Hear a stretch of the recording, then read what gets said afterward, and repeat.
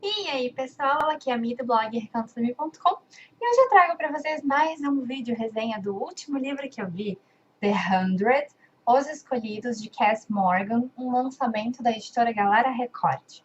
Desde que eu soube do lançamento desse livro, eu fiquei completamente enlouquecida para ler. O que acontece? Ele é o livro que inspirou a série de mesmo nome, que está sendo transmitida nos Estados Unidos. Ainda não tive a oportunidade de assistir a série, mas assim que puder, quero ver. Eu fiquei sabendo do lançamento do The 100 na época mais ou menos em que eu li Silo, do Hugh Howey, que foi lançado pela editora Intrínseca. E ambos são uma distopia de ficção científica, que é um gênero que eu gosto demais. Eles falam sobre aquela questão assim da Terra ter sido destruída e o que aconteceu com a humanidade depois, né, do cataclismo, no caso, do The 100. Eu estava ansiosamente esperando por ele, a galera Record me enviou de parceria. Ele é um livro menorzinho, tá? Como alguns livros feitos pela galera.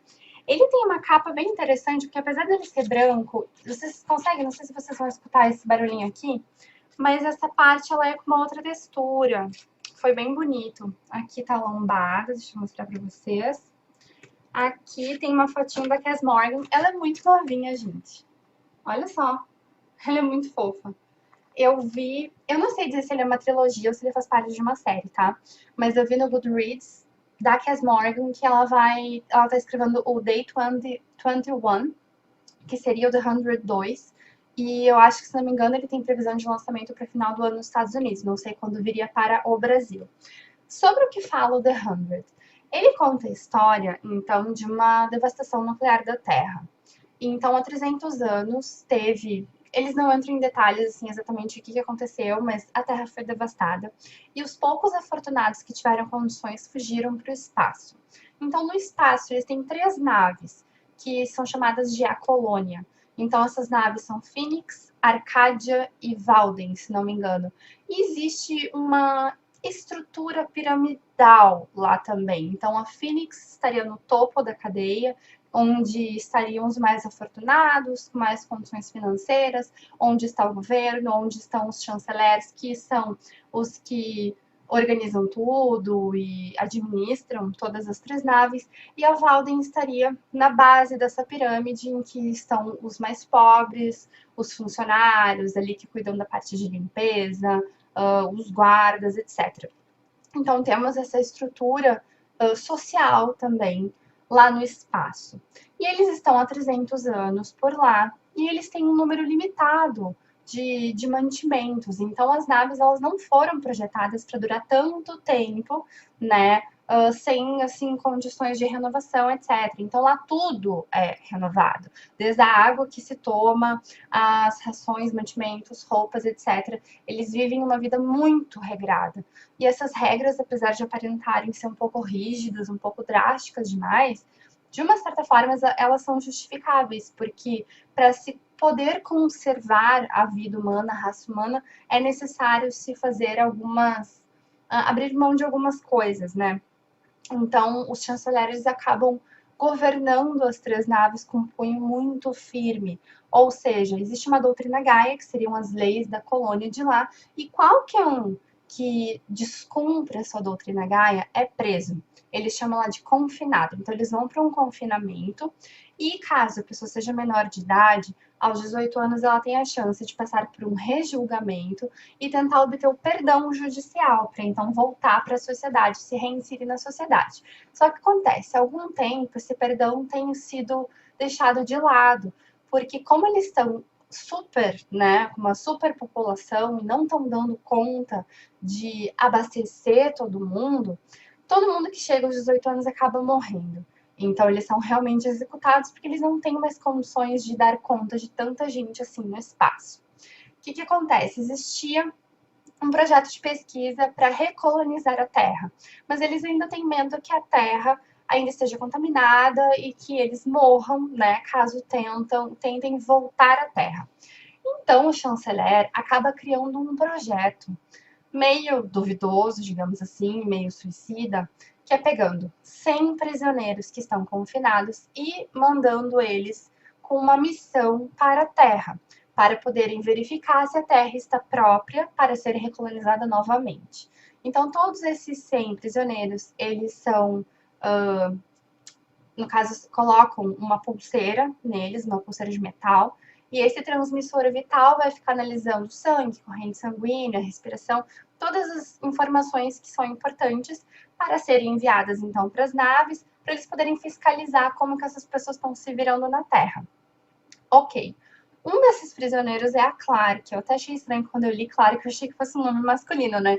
Mas lá nos Estados Unidos eles têm muito dessas coisas, assim, de usarem nomes que são meio unissex. A Clark é uma menina que está prestes a completar 18 anos e ela está esperando justamente pela execução dela. Mas ela é surpreendida com essa novidade de que ela está indo para essa missão na Terra.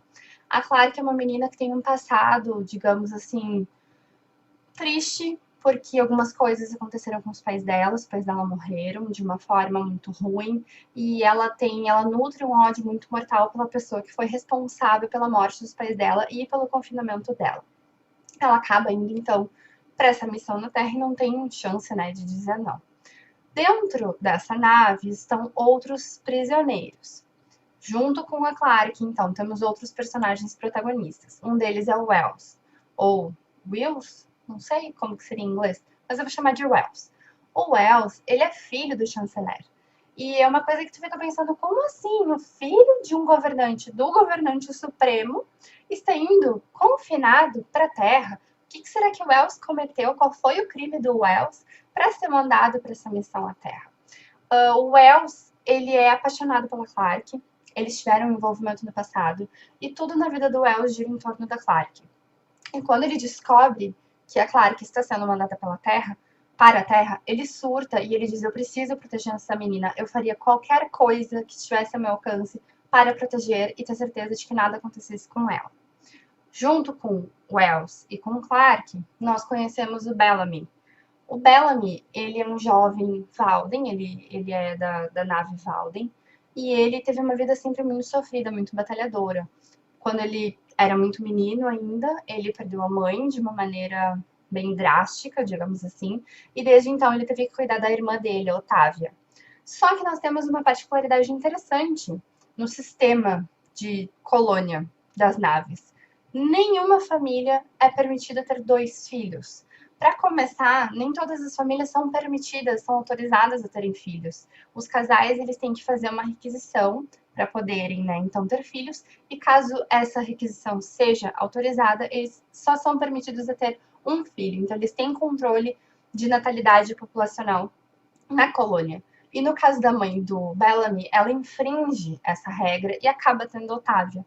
Então, todo mundo fica pensando, nossa, como assim uma pessoa com irmão? Isso não existe. E a Otávia e o Bellamy são realmente irmãos, mas acabam sendo separados por essa questão dessa regra que a mãe deles infringiu. E desde então, a vida do Bellamy é proteger a Otávia. E assim como o Wells, quando ele descobre que a Otávia, que está confinada, está sendo mandada para a Terra, ele faz de tudo para ir atrás e acaba fazendo o chanceler de refém para conseguir ingressar na nave e ir com ela para a Terra. A quarta protagonista da história é a Glass. A Glass também está confinada por um motivo que nós não temos a ideia do que é, e só vamos descobrir no desenrolar do livro e principalmente no final da história. E o maior pesar dela é ir para a Terra sem se despedir do Luke, que o Luke é o grande amor da vida dela. O Luke é da nave Valden, enquanto a Glass é da nave Phoenix.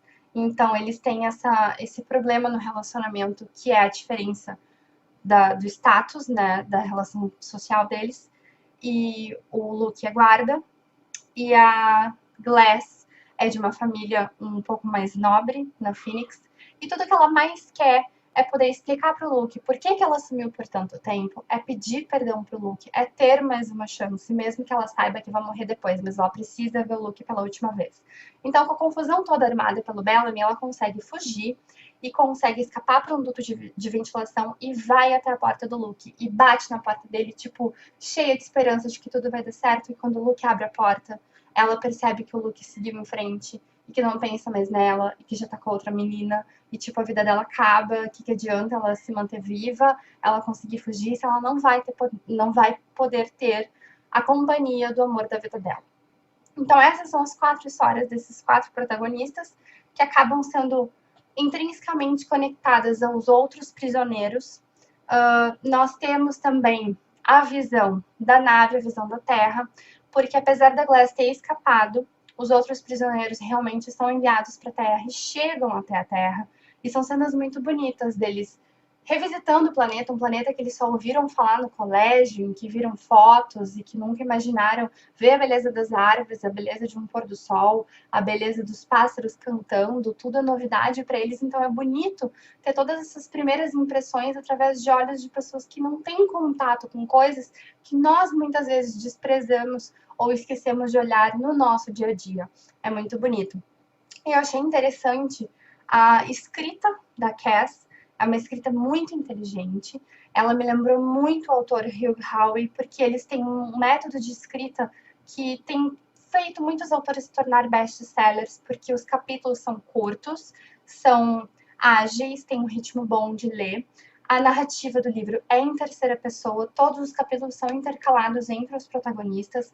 Eu achei interessante o subterfúgio que ela usou de manter a Glass na nave, porque assim a gente consegue ter o desenrolar da história tanto do que acontece no espaço, como do que acontece na Terra. Então foi uma conexão interessante que ela fez.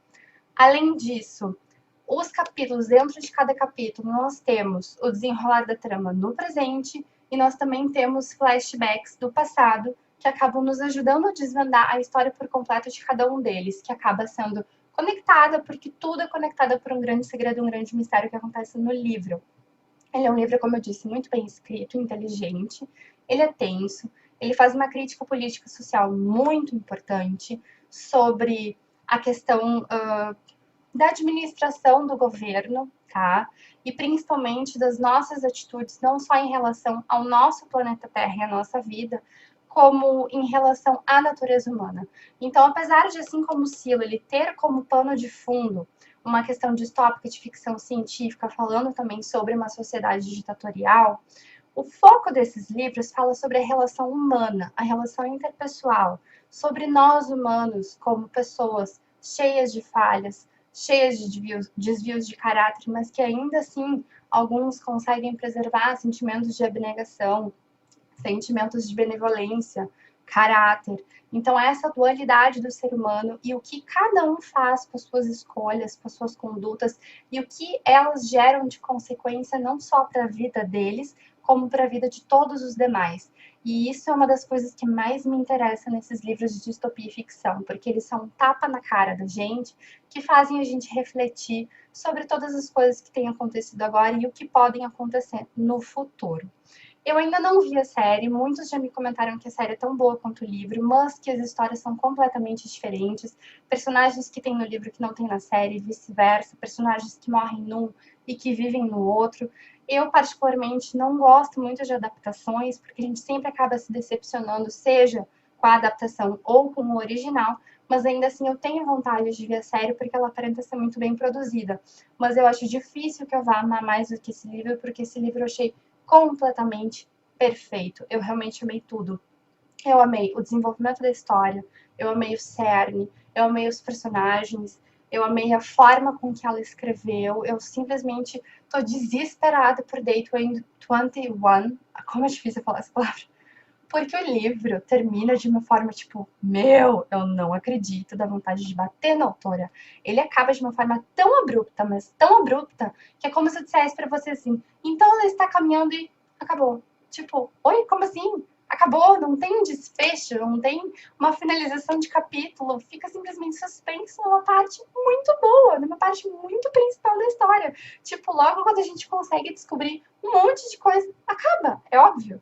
E ele é muito introdutório, então, por se tratar num ambiente muito diferente, ele tem instruções diferentes, ele traz informações muito específicas sobre o que acontece neste universo de The 100. Então, talvez alguma... Ó, Micaela traz.